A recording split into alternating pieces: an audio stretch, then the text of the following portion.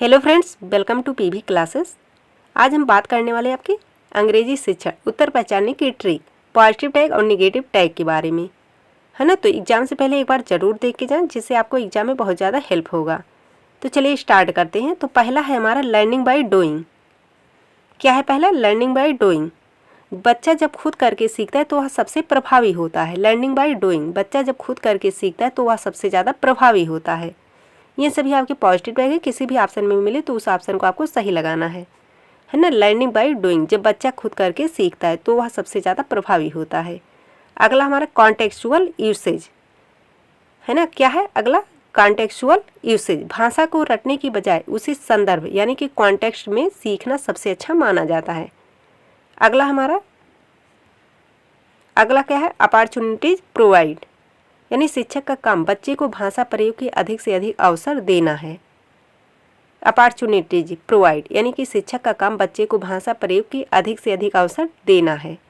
अगला हमारा inclusive environment, सभी बच्चों को एक साथ लेकर चलना, चाहे उनकी क्षमता कुछ भी हो, है ना। ये सभी आपके पॉजिटिव टैग हैं, किसी भी ऑप्शन में मिले तो उसको ऑप्शन को आपको सही लगाना है। अगला हमारा क्रिटिकल थिंकिंग, जहाँ बच्चा प्रश्न पूछे और तर्क यानी कि लॉजिक का उपयोग करे। क्या है? Critical thinking. अगला हमारा इसके बाद एक्सपोजर, बच्चे को भाषा के वातावरण में छोड़ना ताकि वह स्वाभाविक रूप से सीखे, है ना। क्या है? एक्सपोजर, बच्चे को भाषा के वातावरण में छोड़ना ताकि वह स्वाभाविक रूप से सीखे। ये सभी आपके पॉजिटिव टैग हैं।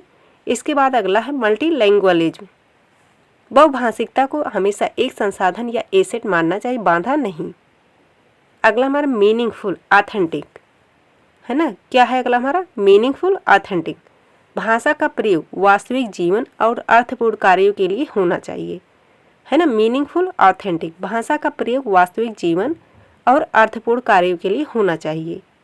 अगला है इसके बाद इसके फोल्डिंग, है ना। तो अगला क्या है हमारा? इसके फोल्डिंग।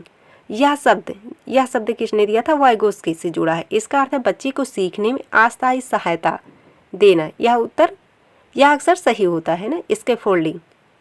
अगला हमारा कॉम्प्रिहेंसिबल इनपुट। अगला क्या है? कॉम्प्रिहेंसिबल इनपुट, इसका मतलब है बोधगम्य निवेश, है ना। स्टीफन क्रेसन के अनुसार बच्चे को उसकी वर्तमान भाषा स्तर से थोड़ा ऊपर की सामग्री देना। अगला हमारा एक्टिव पार्टिसिपेशन, जहाँ छात्र चर्चा, समूह कार्य या रोल प्ले में सक्रिय रूप से भाग ले रहे हों, उसे क्या कहेंगे? एक्टिव पार्टिसिपेशन, है ना। ये सभी आपके पॉजिटिव टैग हैं। अगला हमारा प्रायर नॉलेज, इसका मतलब है पूर्व ज्ञान, नए ज्ञान को बच्चे के पुराने अनुभवों या ज्ञान से जोड़कर पढ़ाना। क्या है हमारा? पूर्व ज्ञान, प्रायर नॉलेज, नए ज्ञान को बच्चे के पुराने अनुभवों या ज्ञान से जोड़कर पढ़ाना। अगला हमारा डिस्कवरी लर्निंग। अगला क्या है? डिस्कवरी लर्निंग, जहाँ बच्चा खुद खोजबीन करके नियम या अर्थ का पता लगाता है, उसे क्या कहेंगे?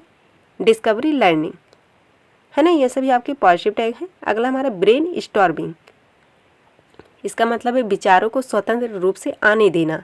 यह रचनात्मकता बढ़ाने के लिए सबसे अच्छा शब्द है, ब्रेन स्टॉर्मिंग। अगला हमारा फॉर्मेटिव असेसमेंट, सीखने के दौरान किया गया मूल्यांकन जिसका उद्देश्य सुधार करना हो, ना कि ग्रेड देना। फॉर्मेटिव असेसमेंट, ये सभी आपके पॉजिटिव टैग हैं, है ना। किसी भी ऑप्शन में मिले अगर आपको तो उस ऑप्शन को आपको सही लगाना है। इसके बाद हमारे आ जाता है निगेटिव टैग, नकारात्मक शब्द। तो चलिए देख लीजिए इसमें क्या क्या है।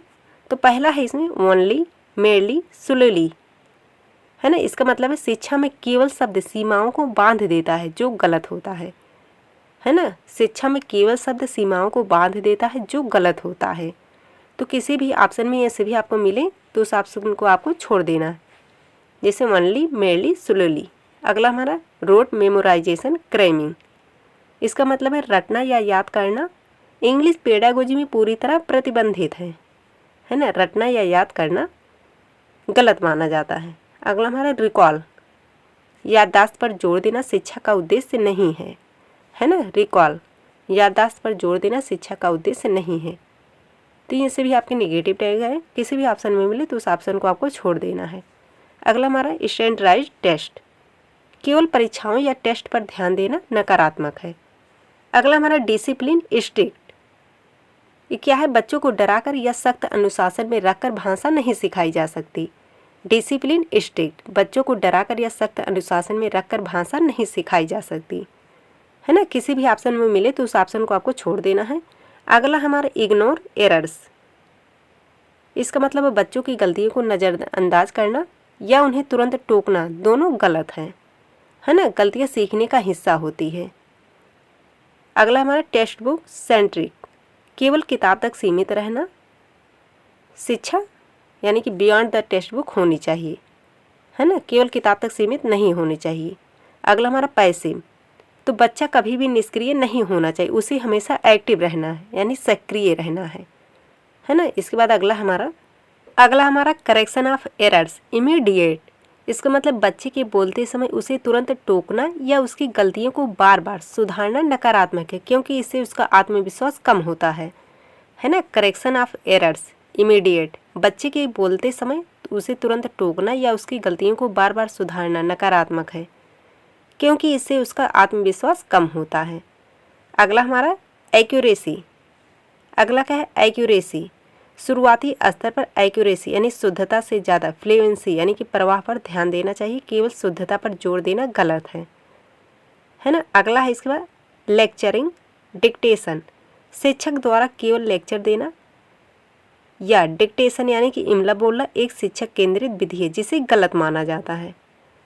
इसके बाद अगला हमारा जेंडर बायस, तो बिना, है ना, तो अगला क्या है? जेंडर बायस, किसी खास लिंग जैसे केवल लड़कों या केवल लड़कियों को प्राथमिकता देना। शिक्षा हमेशा जेंडर न्यूट्रल होना चाहिए, यानी कि दोनों को एक समान समझना चाहिए, है ना। Gender bias negative tag word है। अगला हमारा प्रेस्क्राइब्ड टेक्स्ट बुक, इसका मतलब है केवल बोर्ड द्वारा निर्धारित किताबों तक ही सीमित रहना गलत है ना। केवल बोर्ड द्वारा निर्धारित किताबों तक ही सीमित रहना गलत है।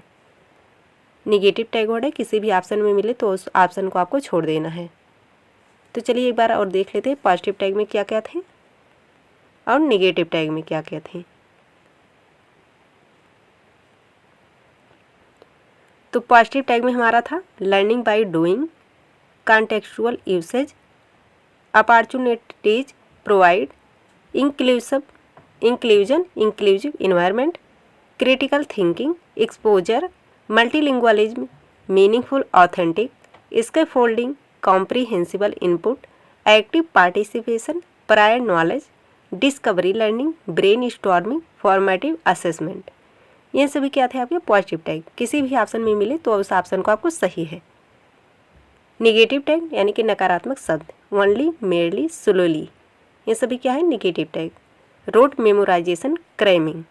अगला हमारा recall, standardised test, discipline strict, ignore errors, text book centric, passive, correction of errors immediate, accuracy, lecturing, dictation, gender bias, prescribed text book.